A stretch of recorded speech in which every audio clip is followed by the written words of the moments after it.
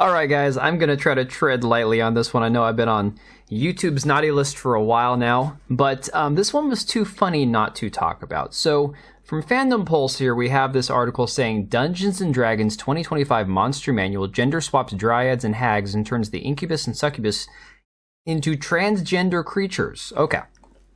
So I'm just going to get this out of the way because I'm not going to be able to get past this. I find it really funny that if anybody who doesn't understand what an incubus and a succubus is, I'm sure most of you who are watching this video probably know, an incubus, traditionally, is a demon in male form that seeks to have intercourse with sleeping women. The corresponding spirit in female form is called a succubus. So incubus, male, succubus, female. But what I find really funny is that these are demons. Demons traditionally not something that you want to glamorize or you know, hold up as some sort of thing that is idealized, right? Demons are evil, they're bad, they're the bad guys, they're monsters. But here we have incubus and succubus being turned into transgender creatures. So I'm not saying that transgender people or transgender things are demons, but it seems that Dungeons & Dragons is trying to put that idea out there. So again, not so woke apparently. Maybe they know what they're doing. Someone behind the scenes is having a little fun here.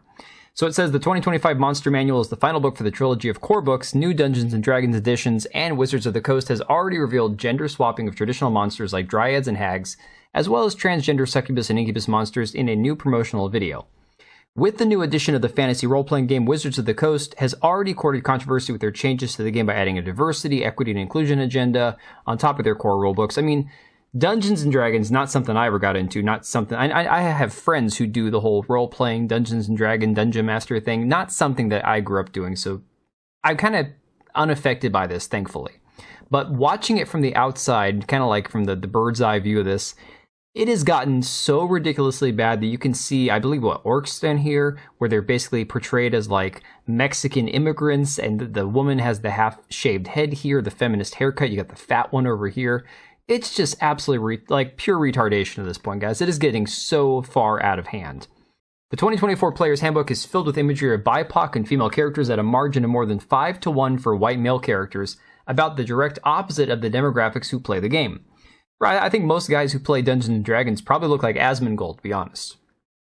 Dungeons & Dragons came under further scrutiny after it was revealed senior designer Jason Tondra penned a foreword to a history book on Dungeons & Dragons, calling Gary Gygax misogynistic and accusing him of cultural appropriation. That was a big one. This prompted Elon Musk to beg the question as to how much Hasbro costs for him to buy the parent company of Wizards of the Coast and save D&D from all these woke controversies. Now, the final core book in the trilogy of the new D&D supplements is being released, and it's showing signs of being infected by the same agenda as the last two books. Now, again, this shouldn't surprise anybody. Just like we've seen over at Games Workshops with the female Adeptus Custodes and the rewriting of the lore, Wizards of the Coast is no better. The developers Jeremy Crawford and F. Wesley Schneider gave an interview with Todd Kendrick detailing the final core rulebook. In the introduction to the video, Kendrick says, "Tell me what's new in the new Monster Manual," and Crawford admits everything. Once it gets to the 47-minute mark, the designer starts to reveal changes to the monsters. You can see some monsters are very similar to what you saw in 2014, and in others it's been reimagined. Oh my god. Reimagined for a modern audience, right? In many cases, when we redesigned a monster, we wanted to bring out the monster's story and personality better. Also, people are going to see the art, male or female versions of a creature that they've never seen before.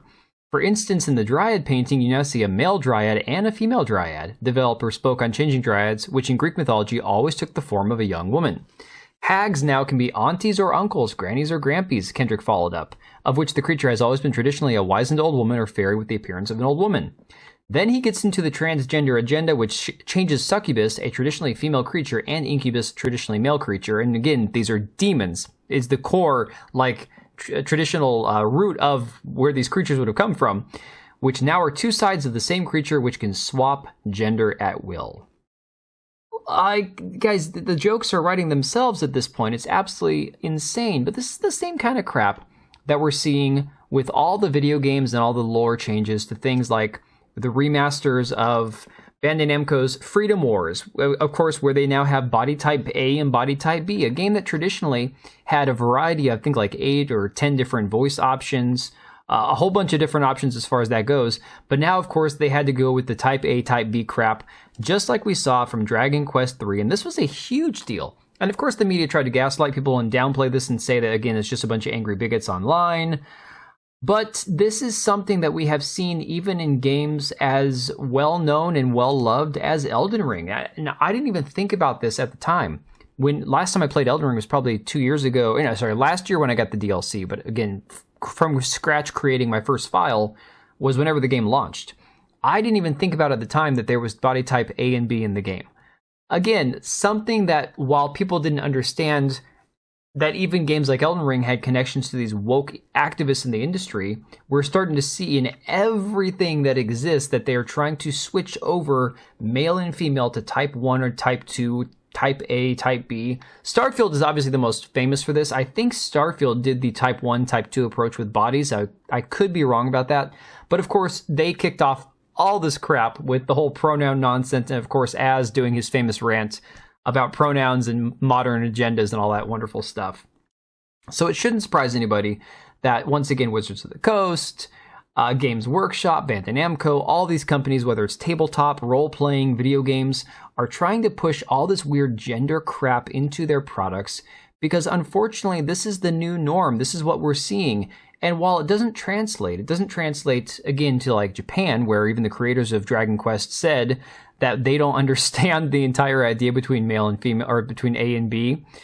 He said in Dragon Quest, you used to be able to choose between a male and female character. Now you can't choose between a man and a woman anymore. We have to label them as type 1 and type 2. I really wonder who's even complaining about this. Well, the reality is it's not many who are complaining about it. It's a small, tiny fraction of a percent of people online. The vast majority of people aren't into this weird revisionist crap where we have to alter everything for the sensibilities of a few of these fragile people online who have to see themselves represented and have all their mental illnesses on display for the whole world to see.